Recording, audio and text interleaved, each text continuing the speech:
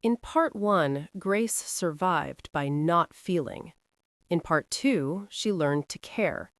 In Part 3, she learns what caring costs. Chapter 8. The Warehouse. The warehouse on Industrial Avenue became their shelter for 6 hours. Grace had chosen it for the same reasons she chose everything: clear sightlines, multiple exits, and elevated positions for observation. The children huddled in the corner, while Ruth sat against a support beam, the gray spreading across her skin like frost on glass. Echo stayed with Ruth. Grace watched this with careful attention. The bird had left Grace's shoulder, voluntarily, deliberately, and perched on Ruth's knee. Echo sang softly, that descending melody Grace had heard only once before, in the laboratory, when her mother died. Ruth's hand came up, trembling, and touched the bird's head with one finger. Echo leaned into the touch. "He knows," Ruth whispered. Grace knelt beside her. "Knows what?" "That I'm almost gone." Ruth's grip tightened on Grace's hand. "Grace, when I turn—" "I'll handle it." "No." Ruth's grip tightened on Grace's hand. "You'll do it before I turn. Promise me. Don't make Lily watch what I become." Grace looked at the children in the corner. Lily sat with the younger ones, her small hands stroking a little girl's hair, her face trying so hard to be brave. But her bottom lip trembled. She kept looking at her mother, then quickly away, as if not looking would make it not real. The child was 8 years old and terrified. Grace recognized that pattern. The trying, the failing, the grief is leaking through anyway. "I promise," Grace said. Ruth nodded. She looked at Echo. "What is he, really?" Grace paused. She had asked herself this question 100 times. The system had called Echo a companion animal, an early warning system. But Grace had watched the bird do things, understand things, that no animal should. "I don't know," Grace said, "but he's important." Echo chirped once, bright and clear, then returned to singing. Ruth's eyes moved to Lily. "My baby," she whispered. Tell her every day that I love her, that I tried, that I'm sorry I couldn't—" Her voice broke. Grace squeezed Ruth's hand. "I will." "And Grace," Ruth's eyes opened one last time, "you're going to be okay. You're already more than you think you are. And Lily, she needs someone who'll let her be scared, not someone who makes her strong all the time. Can you do that?" Grace felt something crack in her chest. The integration had removed her emotional walls, but she still didn't have words for what she felt, only the sensation of loss approaching, heavy, inevitable, like watching a storm from a distance. "I can try," Grace said. Ruth's breathing stopped at 4:17 p.m. Grace checked for a pulse. Nothing. She waited, counting seconds, hoping death would be final. It wasn't. At 47 seconds, Ruth's body convulsed. Eyes snapped open, milky white, empty of everything that had made her Ruth. The infected thing that wore her friend's face sat up with mechanical precision. Grace was already on her feet. "Lily, take them outside, now." Lily's head snapped around. She saw Ruth, saw what Ruth had become, and her small face crumpled. "Mom?" Her voice was tiny, breaking. "Mommy, no, please." "Lily," Grace's voice cut through. "Outside, take the children, now." Lily froze, torn between running to her mother and obeying Grace. The infected Ruth turned toward the sound, toward Lily. That decided it. Lily grabbed the nearest child's hand, tears streaming down her face. "Everyone, with me." Her voice was high, scared, but she moved. Outside, come on!" David helped, herding the younger ones. They fled, Lily keeping them moving even as she sobbed, even as she kept looking back, even as her whole world ended. The door slammed shut. Grace and the thing that had been Ruth were alone. It stood. No fumbling, no confusion. The infection knew how to use the body it consumed. Those empty eyes fixed on Grace. Recognition? No, just the identification of prey. It lunged. Grace sidestepped, barely. Ruth had been fast in life. In death, she was faster. Teeth snapped at Grace's throat. She shoved Ruth backward into a support beam. The impact would have stunned a normal infected for precious seconds. Ruth was back on her feet immediately. Enhanced perception, 100 points. The world slowed. Sound dropped away. Grace saw the next attack coming, telegraphed in the shift of weight, the angle of shoulders. But her hands were shaking. This wasn't a stranger. This was Ruth. This was the woman who trusted her with Lily, who'd called her brave, who died protecting children. Grace's timing was off by crucial milliseconds. Ruth's hand caught her arm, nails digging in, pulling Grace toward those snapping teeth. Grace twisted, broke the grip, and drove her knee into Ruth's stomach. No effect. The infected didn't feel pain. Another lunge. Grace dodged, but Ruth's teeth grazed her shoulder. Shallow, but contact. Blood welled. Infection immunity active. No transmission. Minor wound detected. Healing, 50 points. The cut closed, but Grace's combat effectiveness was dropping.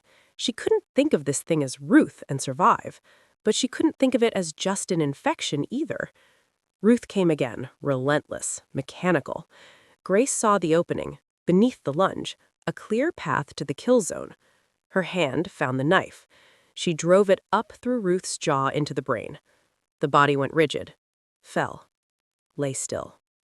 Grace knelt there, knife still embedded in Ruth's skull, breathing too fast, shaking. Echo landed on her shoulder. The bird didn't sing, just sat, present, warm. Grace pulled the knife free, cleaned the blade on her sleeve, covered Ruth's body with a tarp from the warehouse supplies. Then she sat against the wall and cried. Not the way she'd cried as a child, desperate, hopeless. The way she cried now, after integration. Grief without the walls that once protected her from feeling it fully. It hurt more than any wound. When she'd composed herself, she opened the door. The children waited just outside. Most of them were sitting quietly, traumatized into silence. But Lily was crying. Not quiet tears, full, body-shaking sobs, the kind 8-year-olds cry when their whole world has ended. She sat against the warehouse wall with her knees pulled up to her chest, her small face buried in her arms, shoulders heaving. The other children had given her space. They understood grief even if they didn't have words for it. Grace stood in the doorway, looking at the small, broken child. Lily looked up, her face red and swollen, tears streaming, snot running from her nose. She looked exactly like what she was, a little girl who just lost her mother. Did Mommy? Lily couldn't finish the sentence.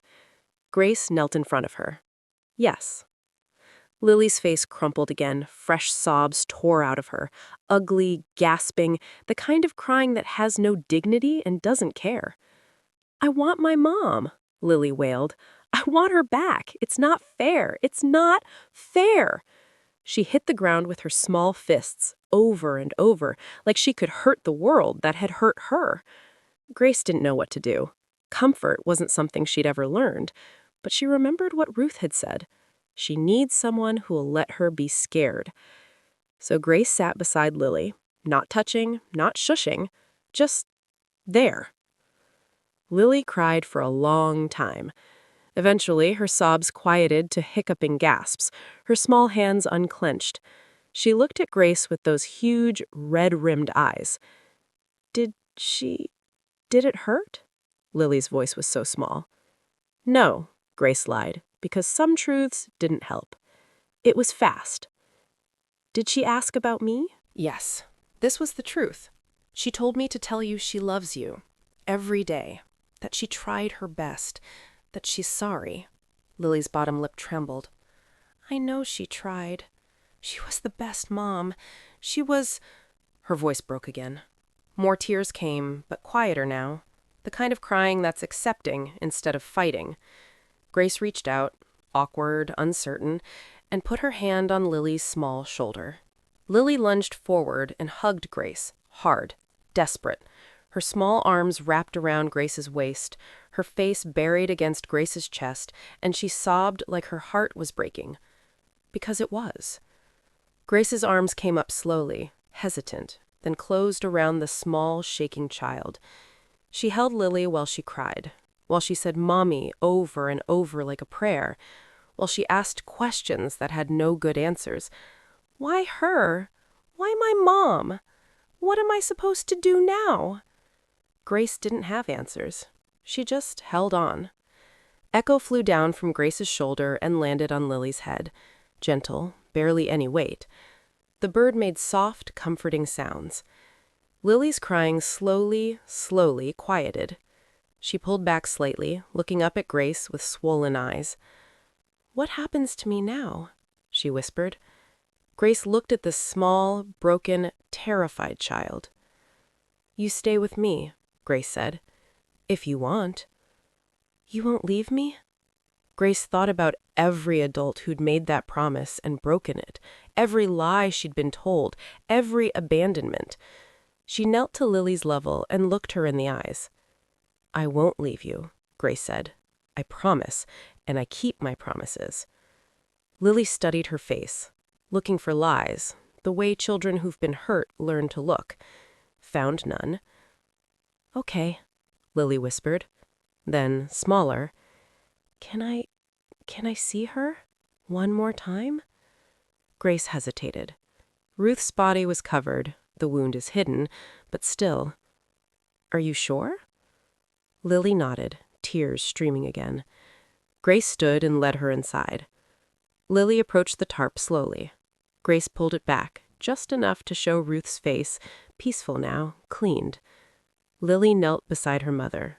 Her small hand reached out, touched her mother's cold cheek. Bye, Mommy. I love you. I'll try to be brave like you wanted. Fresh tears fell. But I'm really scared. She leaned forward and kissed her mother's forehead. Clumsy, childlike, heartbreaking. Then she stood and walked back to Grace, took her hand. I'm ready, Lily said, voice shaking but determined. Grace looked down at the small hand in hers. Task complete. Keep promise to Ruth. Merit reward. None. Note. Some promises cost more than they give. Remaining points, 697. What do we do now? Lily asked after a long moment. Her voice was still thick with tears. Grace thought about Cole coming, about the source still active, about her father waiting at the water treatment plant, about 9 children who needed protection in a world that killed for breathing too loudly, about one small girl who'd just lost everything and was trying so hard not to fall apart. We survive, Grace said, and when you need to cry, you cry, and when you need to be scared, you're scared, and I stay with you through all of it. Lily looked up at her. Promise? Promise. Lily nodded. She wiped her nose on her sleeve, childlike, messy, real. Okay, Lily said. Then we end this. For my mom. 8 years old, grieving, terrified, and trying anyway. Grace squeezed her hand gently. For your mom, Grace agreed. Chapter 9. The System Explains. Grace sat with the children that night, Ruth's body covered with a tarp in the corner. She needed to understand what she had before Cole arrived. Show me everything, Grace said quietly to the system. System notification. Comprehensive status display activated. The interface expanded in Grace's vision, not replacing what she saw, but overlaying it like augmented reality her parents had designed years before it became common. Merit points. 847 remaining. Merit points are survival currency. Every task completed earns points. Every ability used costs points. Current costs. Enhanced perception, 100 points per minute. Spatial warehouse access, 5 points per retrieval. Accelerated healing, 50 to 2,000 points, severity dependent. Physical enhancement, 100 points per minute. Grace studied this. So if I fight Cole, how long can I last? Combat projection. Full enhancement, 8 minutes.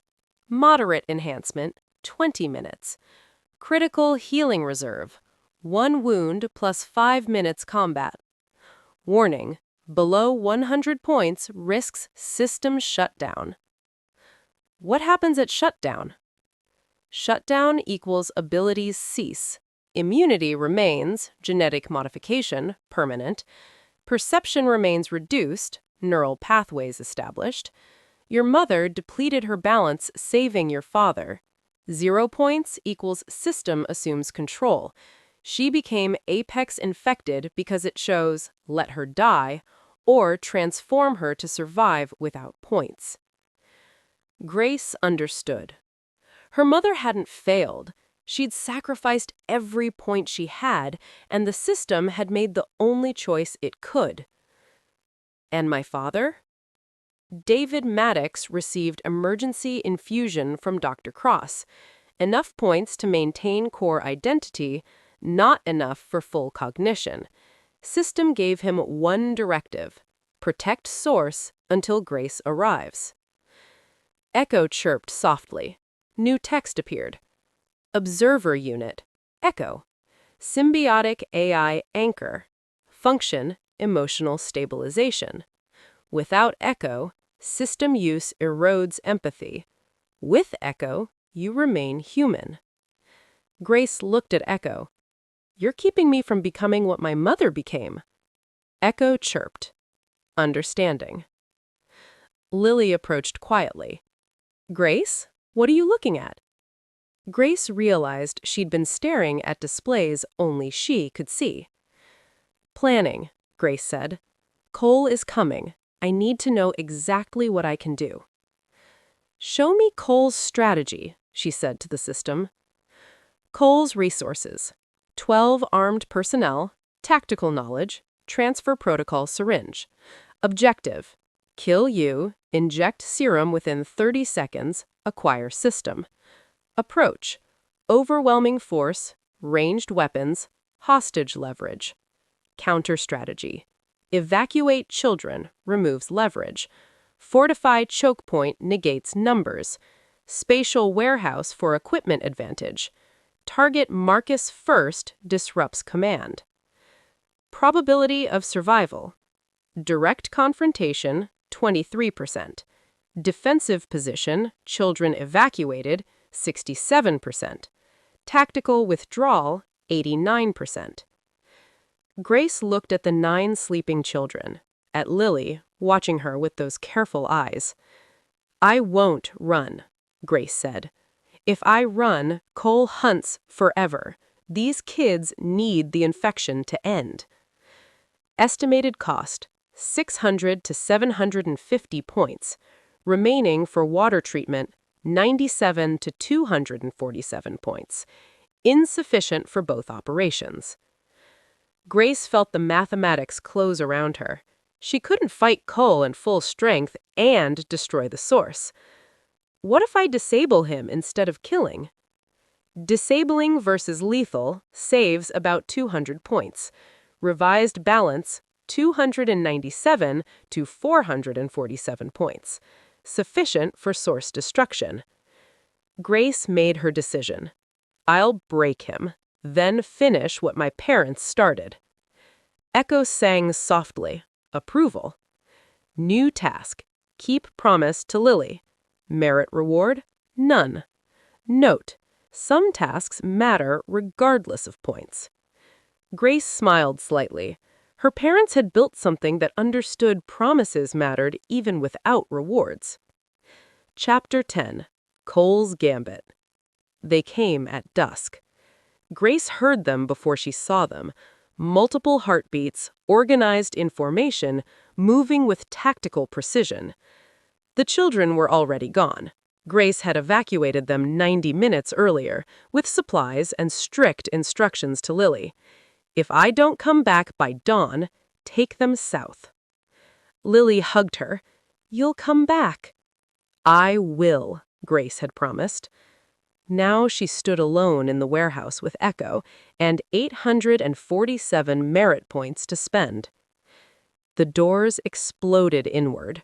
Cole entered first, positioning himself with clear sightlines to all exits. His 12 people fanned out in pairs, textbook formation. Marcus commanded the left despite his injured arm. The observer took the right with her tablet. Cole was documenting this. He wanted proof of acquiring the system. Grace Maddox, Cole said pleasantly. I expected the children. I learned from my enemies, Grace said, voice flat and cold. You taught me. Hostages are leverage. Cole smiled with genuine pleasure. Very good. So you've removed my leverage. You think you can win a direct fight? No, Grace said, her dark eyes locked with his with predatory stillness. I think I can make sure you lose even if I die doing it. Cole's pleasant mask cracked. Underneath was rage, the fury of someone entitled to control who'd been denied. Hey, you're still here. If this story is resonating with you and you haven't subscribed yet, taking a second to do so really helps me keep creating stories like this. All right, let's get back to it. 150 points. Spatial deployment. 4 propane tanks and 2 gallons of gasoline materialized silently behind Cole's cover. Grace shot out the nearest light. Partial darkness. Night vision, Cole started. Grace shot the gasoline canister. The explosion. The warehouse erupted. Flames exploded outward in a mushroom of orange and black, propane tanks detonating in sequence like controlled demolitions. Cole's people scattered, screaming, uniforms catching fire. Grace walked through the flames, enhanced perception tracking every fleeing figure, making sure they ran and didn't regroup. Her silhouette against the inferno looked like a vengeful angel, blood-soaked, limping, fire axe retrieved and held loosely, Echo riding her shoulder through hell itself. Cole's formation was shattered. Survival instinct overrode loyalty. They ran. All except Cole and the observer. Grace looked at the observer through the flames and smoke. Leave, Grace said, voice flat, final, or burn. The observer looked at Cole, waiting for orders that didn't come. She ran. The standoff. Grace and Cole faced each other across the burning warehouse. Fire roared around them, smoke thickened the air, ceiling beams groaned, preparing to collapse. Cole stood in the open now, rifle raised, face twisted with rage and something worse, desperation. It's over, Cole screamed over the flames. You're at 42 points. I've been watching the data. You heal, you die from the next bullet. You fight, you die from wounds. You run, I shoot you in the back. Grace said nothing, just watched him with those cold, dark eyes. Echo's feathers ruffled. The bird's eyes locked on Cole with predatory focus. Say something! Cole's voice cracked. You self-righteous bitch! You think you won? Grace tilted her head slightly. I think you lost the moment you made this about control instead of survival. Cole pulled out the transfer protocol syringe, clear liquid gleaming in firelight. I don't need my army, Cole said, advancing slowly. Just you dead and this in my veins within 30 seconds. Then I win. Then I optimize this broken world into something efficient. He raised the rifle, trigger finger tense. You're out of points, out of options, out of time. Grace looked at Echo. The bird chirped once, sharp, ready. Grace's expression didn't change. Wrong. Merit transfer protocol. Transfer system access to bonded companion. Cost, all remaining points. Duration, 60 seconds. Grace confirmed. Her world went gray. Enhanced perception vanished. Spatial warehouse cut off. System interface disappeared. She was just Grace. just human, just a bleeding 16-year-old girl with gunshot wounds and exhaustion. Cole saw her stumble, saw the power leave her eyes. Victory. He aimed at her head, finger tightening. Goodbye, Grace. Echo screamed. Echo didn't just attack. With 42 points and full system access, Echo became what the system was designed for. A guardian. His small body erupted in cold blue bioluminescent light, aura expanding outward, presence becoming massive despite physical size. Cole fired. The bullet passed through Echo without effect, the bird partially phased, existing in warehouse dimension and real space simultaneously. Knives materialized from nothing. Dozens, hundreds, suspended in air around Cole, forming a cage of floating blades, each one razor-sharp, each one aimed inward. Cole's rifle clicked empty. He scrambled for another magazine. Echo sang. Not a chirp, not a warble, a sound that resonated in frequencies human ears shouldn't hear, vibrating through bone, reverberating in skull, bypassing ears and striking directly into the brain. Sonic attack. 30 points. Cole screamed, dropping his rifle, clutching his head, blood trickling from his ears. He fell to his knees. The floating knives moved inward, slow, deliberate, a demonstration of absolute power, stopping inches from his skin, all pointing at vital areas: throat, eyes, heart, femoral arteries. One thought from Echo, and Cole would be shredded. Echo's glow intensified, the small cockatiel radiating enough power to warp the air around him, feathers standing on end, eyes burning with unnatural blue light.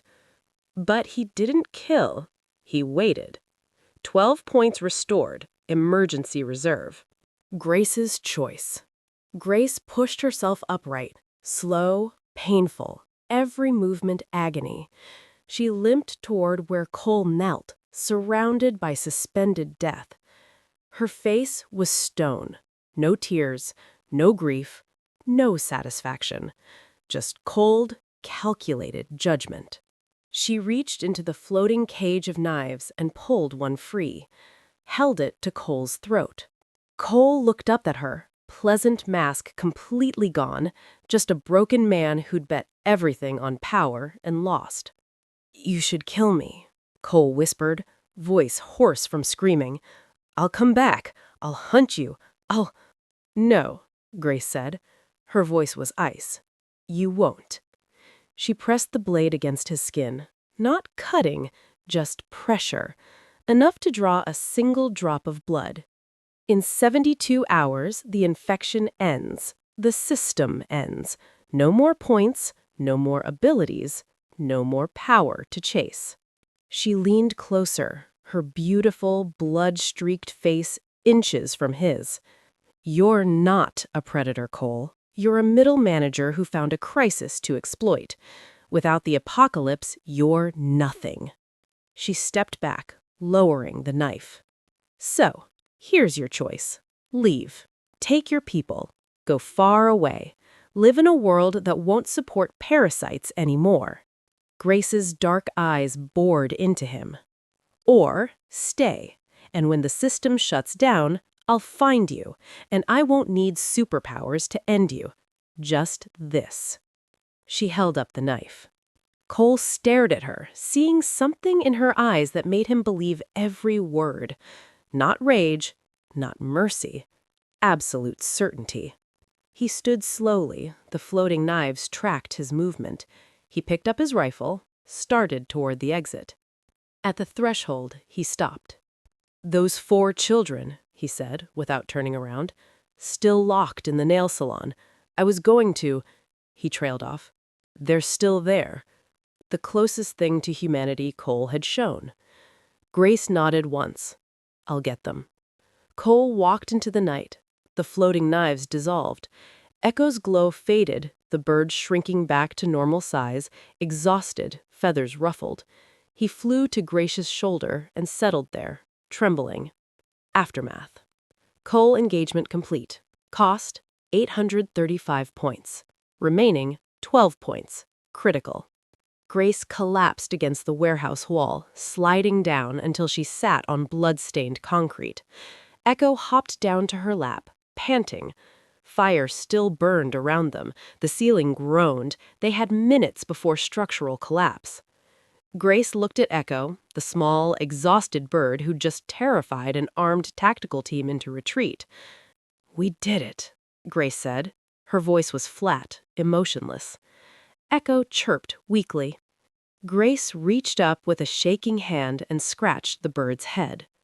"Thank you," she whispered. For the first time since the fight started, Grace allowed herself to feel the pain. Gunshot wounds, torn muscles, exhaustion. But she didn't cry.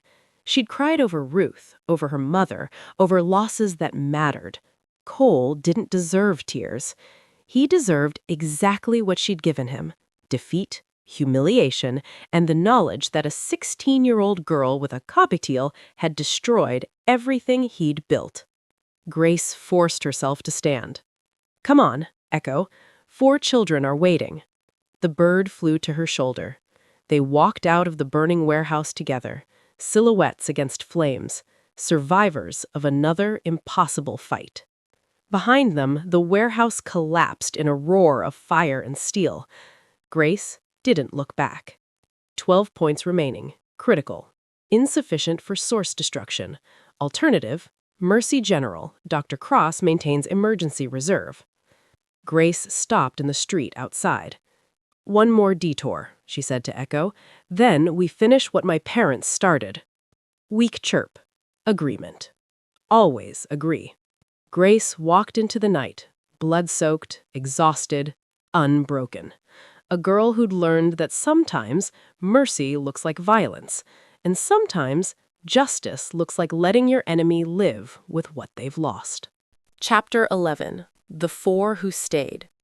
Grace reached Cole's compound at midnight. Barricades unmanned, Cole's people scattered. The compound is silent, empty, except the nail salon. Door locked from the outside. Simple deadbolt. Grace broke it and pushed inside. 4 children huddled in the corner. 2 girls, 6 and 7. 2 boys, 5 and 9. Terrified, filthy, unfed for 30 hours. The oldest boy positioned himself protectively in front of the others. "Are you with Cole?" Shaking voice, steady words. "No," Grace said, lowering the axe. "Cole's gone. I'm here to get you out." "You're the one Lily went with." "Yes." "Why did you come back?" Grace knelt to his level. "Because I promised to save everyone I could, and I keep my promises." The boys studied her face, looking for lies, for traps. Found none. "Okay," he said. Then to the others, "It's safe." Grace pulled food from the spatial warehouse. Last points retrieving granola bars and water. 7 points remaining. "What's your name?" Grace asked. "David," he said quietly. "My mom named me after her favorite uncle." Grace felt something twist. Her father's name. "That's a good name," Grace said. "My father was David, too." "Is he alive?" "No," Grace said. "He died saving me." David nodded. "My mom died on day 3, infection."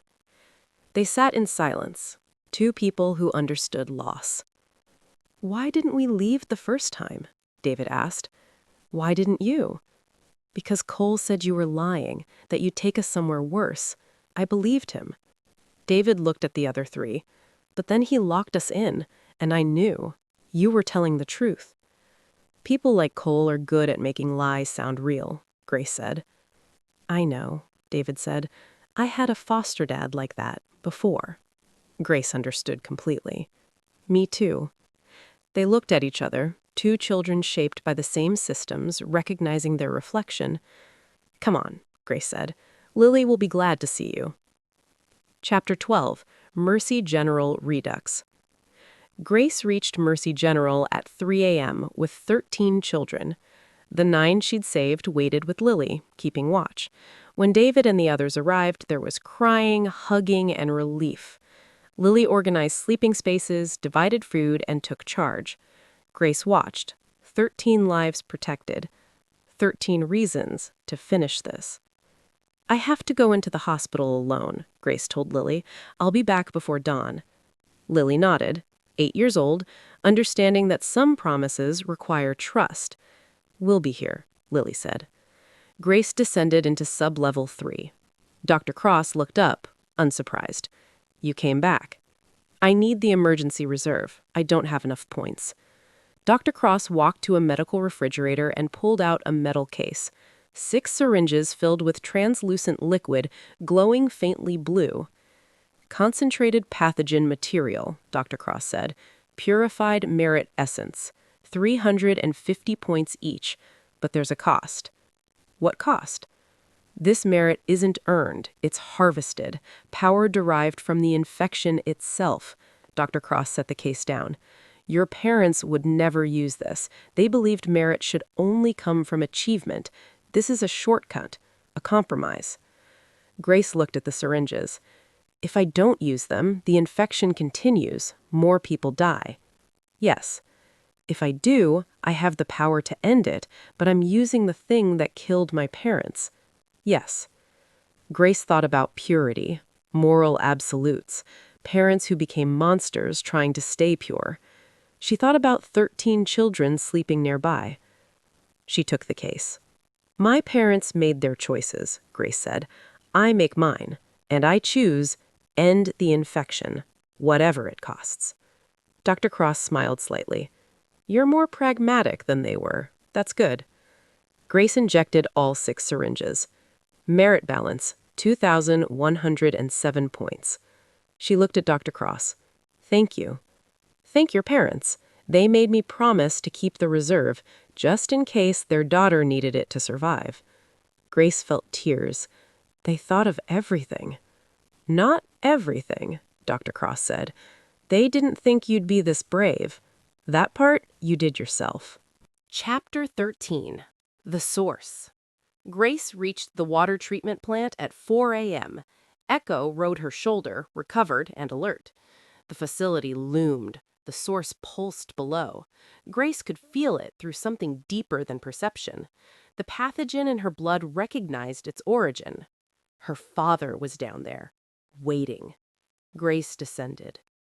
Bioluminescent growth covered every surface. Translucent material pulsing with that not-quite heartbeat. She followed it to the central chamber. Circular, vast. At the center, a column of crystalline material. Inside, the source, a mass of tissue like a brain made from infected flesh. Her father stood between Grace and the column. Massive, 8 feet tall, apex transformation complete. Skin darkened to charcoal gray. But his eyes held awareness, recognition. He looked at Grace and stepped aside, exactly as predicted. Grace walked toward the column, axe raised. She looked back at her father. He was crying. Impossible. Apex infected don't cry, but liquid ran down his face. He'd retained just enough humanity to understand what he'd lost, what he'd become, what he was allowing. Did you know what would happen? Grace asked. Nod. Deliberate. Yes. Did you know I'd have to end it? Another nod. Yes. Grace felt the weight of their plan. They'd made themselves guideposts, markers on a path only she could walk. I understand now, Grace said. You didn't leave me. You transformed into the map I needed. Her father's expression changed. Pride. Relief. Grace raised the axe. When I destroy the source, you'll die. Everything connected will fail. Her father nodded. Permission. Grace looked at Echo. Ready? Bright chirp. Yes. Grace brought the axe down. The glass shattered. The source screamed. Not sound, sensation. Every infected person in the city felt it. I am dying. Her father walked toward it, deliberately, touched it. Connection instant. Infection threads spread from the source into his body, trying to use him as a bridge to Grace. But Grace had her mother's immunity. Her father chose to be the sacrifice that ended it. Source convulsed, bioluminescence flickered. Her father's body dissolved, not decay, transformation into a dark stain. He looked at Grace one final time, mouth moved. I love you. We always did. You were never alone. We were here in every choice. You were our purpose, our everything. Grace fell to her knees crying. Echo sang the grief melody. Her father looked at Echo, saw recognition. The bird, the living proof his daughter would never be alone. He smiled, then was gone. Source eliminated. Pathogen collapse 72 hours. Primary objective complete. Pause. Grace Maddox. Your parents left 3 things: a system to survive with, a choice about who to become, a guardian in feathers. They chose sacrifice. You chose mercy. Echo chose you. They would be proud. Goodbye. The presence faded, gradually, like a hand releasing. Gone. Grace sat in darkness, alone. Not alone. Echo still sang. She thought about everyone who'd made choices, small and large, that led here. She picked up Echo, small, warm, ordinary, extraordinary. A cockatiel that survived in a cage while the world burned. A partnership neither chose with full understanding, but both accepted completely. Echo chirped. Let's go home, Grace said. She climbed out, into the pre-dawn light of a city beginning to be quiet in a new way. Not the silence of death, silence of ending. Epilogue. 3 months later. The memorial was finished on day 90. Simple stone monument. Thousands of names carved carefully. At the top, to those who gave everything so others might survive. Grace stood with Lily and the 13 children. Echo rode Lily's shoulder now. The bird chose her the same way he'd chosen Grace. Dr. Cross stood beside them. Marcus, too, arm healed, forgiven. The observer had become a teacher. David and the others were learning to read again. Survivors emerging. Building. Connecting. Infection burned out 72 hours after source destruction. Every infected collapsed simultaneously, pathogen consuming itself in cascading failure.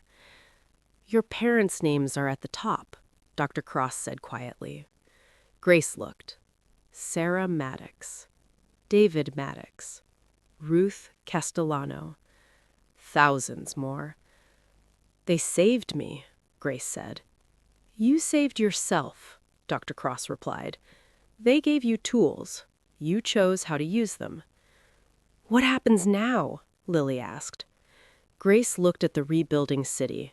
People emerging. World slowly returning to something like life. At 13 children she was responsible for. We help, Grace said. We remember. We make sure it meant something. Echo chirped. Grace smiled. And we keep each other safe. Lily took Grace's hand. Children gathered close. They stood together as evening light faded. Grace had spent 16 years learning not to feel. 2 weeks of learning to survive. 3 months of learning to carry grief, hope, and love simultaneously. Heavy, painful, worth it. She looked at Echo on Lily's shoulder. Thank you, Grace whispered, for everything. Echo sang. Not grief, not completion. Hope. Somewhere in the ruins, a small sound carries across the memorial. Fragile, real. And 13 children hear it and smile. Because tomorrow will come, and they'll face it together. The end. Final system log. Tasks completed, 52 days. Survived, 90. Lives saved, 13. Promises kept, all. Family found, 1. Grace Maddox will continue. She was never alone. Signing off. In the ruins, a bird sings. End of the Hollow System.